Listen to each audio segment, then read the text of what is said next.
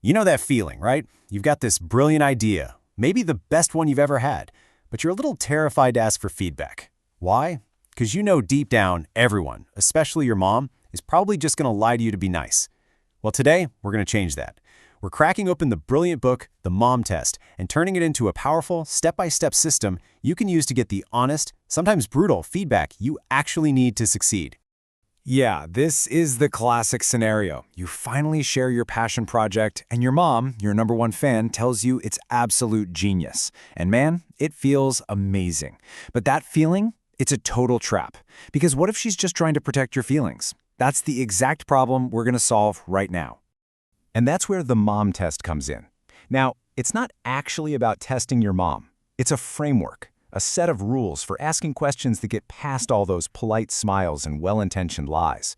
Because the hard truth is, almost everyone will try to spare your feelings, and this system is designed to dig right through that and get you to the unvarnished truth. So here's how we're going to break this down into a super simple 4-part system. First, we'll look at the problem. Why do people give you bad data in the first place? Then, we'll cover the 3 simple rules to fix it. After that, we'll get tactical with a toolkit of better questions. And finally, the most important step of all, how to move beyond empty compliments and get real, solid commitment. Okay, let's dive into part 1, why your mom lies. And this is so crucial, because that good feedback we all crave, it's often the most dangerous thing for a new idea. It feels great at the moment, for sure, but it can lead your entire business straight off a cliff.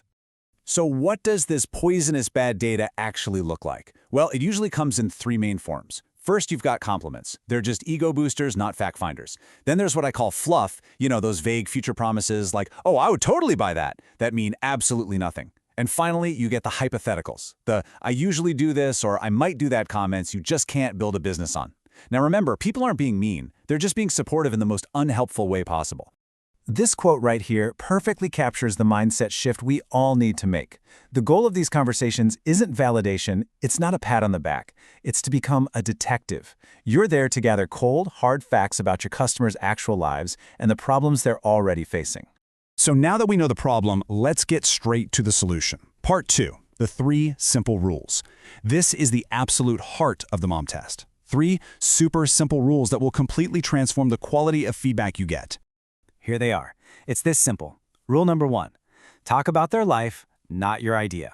The second you mention your idea, you put them in a position where they feel like they have to lie to you. Rule 2, ask about specifics in the past, not opinions about the future. The past is a fact, the future is just fiction. And rule 3, maybe the hardest one, talk less, listen more. Simple, right? But believe me, it's incredibly powerful. In this slide just makes it crystal clear. Look at the left side. You're failing the test. You're pitching your idea and asking for a future opinion. What's the result? A compliment. Useless. Now look at the right. This is you passing the test. You ask about her life and a specific past behavior. And the result? You learn she actually never uses her iPad for cooking because the screen gets messy and she prefers watching video tutorials anyway. Now that is incredibly valuable data. Okay, so we know the rules. Let's get into part 3, which is all about execution. Think of this as your practical, hands-on toolkit for turning those bad questions into really great ones.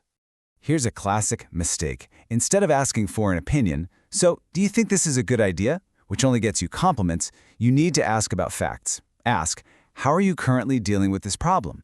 Their answer tells you everything you need to know. If they aren't doing anything about it, then the problem probably isn't that important to them. And here's another huge trap we all fall into. Never, ever ask about a hypothetical future. Would you buy is the easiest question in the world to get a yes to, and it's completely meaningless. Instead, you've got to anchor the conversation in the past. Tell me about the last time that happened. This forces them to share a real story, which gives you priceless context and genuine emotion.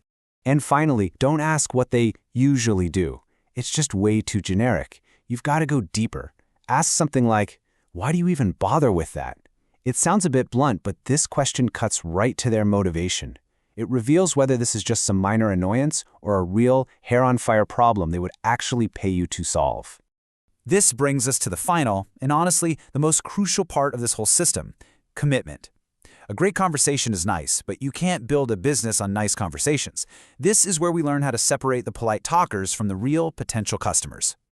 So let me be really clear about this. You're not looking for praise. You're not hunting for someone to tell you your idea is cool.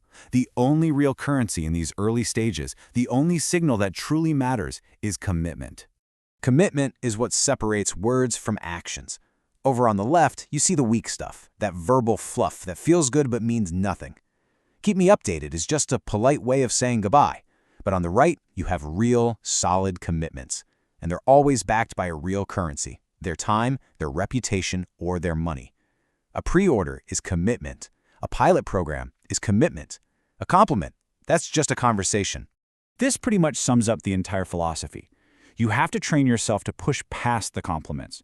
You have to see them for what they are, they're just distractions, and stay laser-focused on what really matters, gathering the facts and securing the commitments that will actually build your business. So there you have it. That's the system. It's simple, but that doesn't mean it's easy. It takes real discipline to stop pitching and start listening. So the only question left is, who are you going to talk to this week to put the mom test into action and finally find out the truth about your idea?